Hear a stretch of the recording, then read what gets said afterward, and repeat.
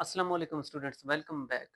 आज हम पेपर 2021 के जो क्वेश्चन नंबर 3 है वही डिस्कस करने जा रहे हैं, क्योंकि हमने क्वेश्चन नंबर 2 ऑलरेडी डिस्कस कर लिया था। अब है क्वेश्चन नंबर 3। क्वेश्चन नंबर 3 का जो फर्स्ट पार्ट है स्टूडेंट्स, वो ये है कि define electric power and right it's formula. हमने इलेक्ट्रिक पावर की डेफिनेशन करना है और साथ ही साथ ये बताना है कि इसका फार्मूला क्या है। तो इसकी डेफिनेशन ये है स्टूडेंट्स के amount of energy supplied by current per unit time is called electric power. जैसे जो सिंपल पावर की डेफिनेशन होता है कि rate of doing work is called power, इसी तरह से इलेक्ट्रिक पावर की डेफिनेशन भी बिल्कुल उससे मिलता जुलता है। तो आप क्या उसको पढ़ेंगे, amount of energy supplied by current per unit time is called electric power.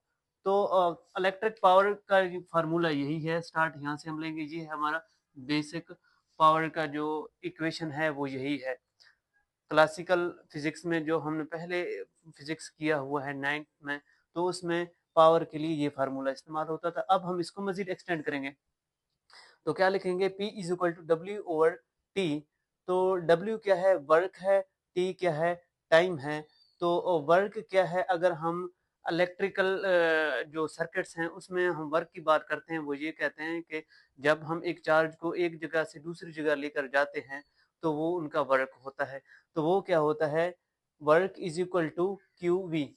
Q मतलब है चार्ज, और वी क्या है, पोटेंशियल डिफरेंस, यानी कि वर्क कितने के बराबर होता है, चार्ज और पोटेंशियल डिफरेंस के प्रोडक्ट के बराबर होता है, एंड डिवाइडेड बाय टाइम। ये जो टाइम है वो वैसे का वैसे ही है। अब Q ओवर T जो है ये वाला, यहाँ पे मैंने इसको सेपरेट कर दिया और इसकी जगह मैंने क्या लिख दिया है, I। क्यों, क्योंकि rate of charges is called current. क्या कहलाता है स्टूडेंट्स, करंट कहलाता है। तो Q ओवर T की जगह मैं लिख सकता हूँ I और V अपनी जगह पे है। यहाँ तक आप लिख लें, बिल्कुल सही है।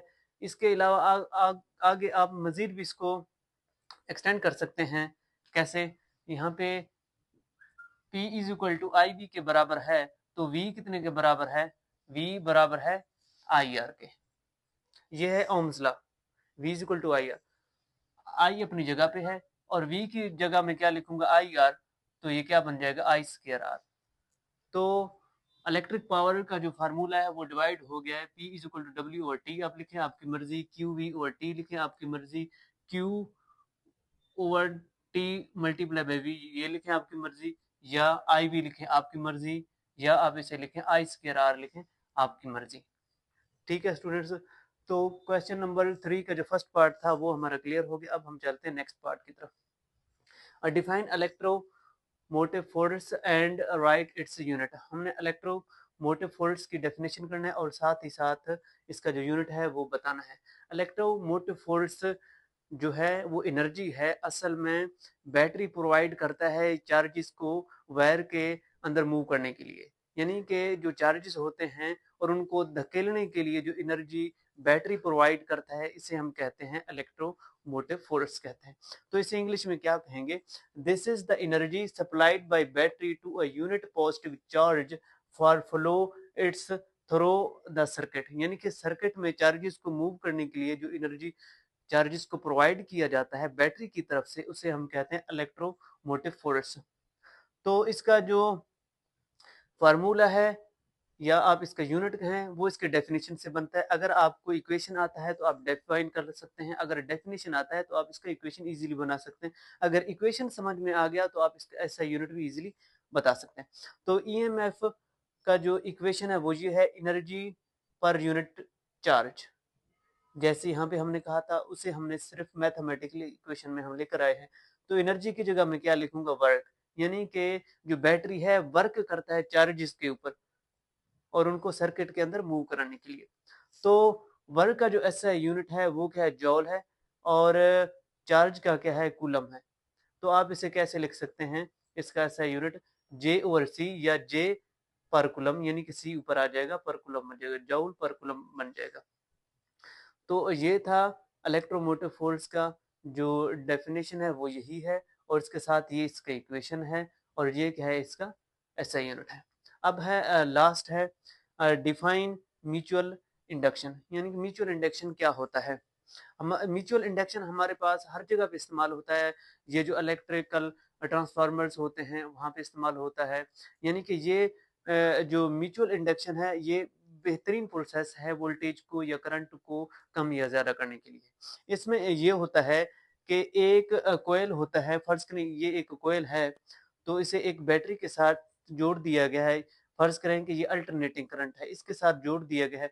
जब इसे अल्टरनेटिंग करंट के साथ जोड़ेंगे तो इसमें जो पोलैरिटी है वो चार्जेस का चेंज होता रहता है एसी करंट में, अल्टरनेटिंग करंट में, आप लोग ये अच्छे से जानते हैं। तो पोलैरिटी चेंज होने की वजह से करंट चेंज होगा। यहाँ से ये जो कॉइल है ये एक असल में वायर ही है, तो इसमें करंट के चेंज होने की वजह से मैग्नेटिक फील्ड प्रोड्यूस हो जाता है। तो मैग्नेटिक फील्ड प्रोड्यूस होता है और ये मैग्नेटिक फील्ड लाइन्स हैं और यहाँ से इस तरफ मूव कर रहे हैं। इसके आगे हमने एक और कॉइल रख दिया और जब ये वाले मैग्नेटिक फील्ड लाइन्स इस कॉइल के में से गुजरेंगे तो इसको क्या कर देते हैं, इसको भी करंट इंड्यूस कर देते हैं। वो कैसे? क्योंकि यहाँ से करंट चेंज होता है तो करंट के चेंज होने की वजह से मैग्नेटिक फील्ड लाइन्स भी चेंज होते हैं और यहाँ तक पहुँच कर फिर खत्म हो जाते हैं दोबारा, यानी कि यहाँ पे आते हैं और फिर दोबारा खत्म होते हैं। तो यहाँ पे मैग्नेटिक फील्ड लाइन्स चेंज हो रहे होते हैं। मैग्नेटिक फील्ड लाइन्स के चेंज होने की वजह से इसमें करंट इंड्यूस हो जाता है। तो इसे कैसे हम मेजर करते हैं? हम इसे एक गैल्वेनोमीटर लगाकर मेजर करते हैं कि वाक़ई इसमें करंट इंड्यूस हो गया है। तो इसे इंग्लिश में हम कैसे डिफाइन करेंगे? ये कंपल्सरी नहीं है, ये जस्ट आपको समझाने के लिए था। तो हमारा जो इम्पोर्टेंट फ़ोकस है वो इसकी डेफिनिशन है। तो अब ये डेफिनिशन हमारे लिए बिल्कुल ईज़ी हो गया है। तो हम क्या कह सकते हैं? The process of producing current और इन वन कॉइल, यानी कि वो प्रोसेस जिसमें एक कॉइल में यानी कि एक वायर में हम करंट को प्रोड्यूस कर सकते हैं। कैसे? By changing current in an other coil, यानी कि इस कॉइल में जब हम करंट को चेंज करते हैं यानी कि एसी करंट लगाएंगे तो मैग्नेटिक फील्ड लाइंस के यहाँ से पास होंगे इसमें से और इसमें से मैग्नेटिक फील्ड लाइंस के पास होने की वजह से ये वाला बी कॉइल है वो चार्ज हो जाएगा। ठीक है स्टूडेंट? तो म्यूचुअल इंडक्शन यही होता है कि एक कॉइल जैसे कि ए है, इसमें करंट के चेंज होने की वजह से इसमें मैग्नेटिक फील्ड लाइंस पैदा होते हैं जो बी कॉइल तक पहुंचे और बी कॉइल में करंट ये मैग्नेटिक फील्ड के चेंज होने की वजह से इसमें करंट इंड्यूस हो जाता है। इसे हम क्या कहते हैं? इंड्यूस्ड करंट कहते हैं। बी में जो करंट होगा उसे हम क्या कहेंगे? इंड्यूस्ड करंट कहेंगे और इस सारे प्रोसेस को हम क्या कहेंगे? म्यूचुअल इंडक्शन कहेंगे। तो स्टूडेंट्स ये था आज के लिए। कल इंशाल्लाह मिलेंगे नेक्स्ट इंपॉर्टेंट क्वेश्चंस के साथ। तब तक के लिए इजाजत दीजिए। अल्लाह हाफिज।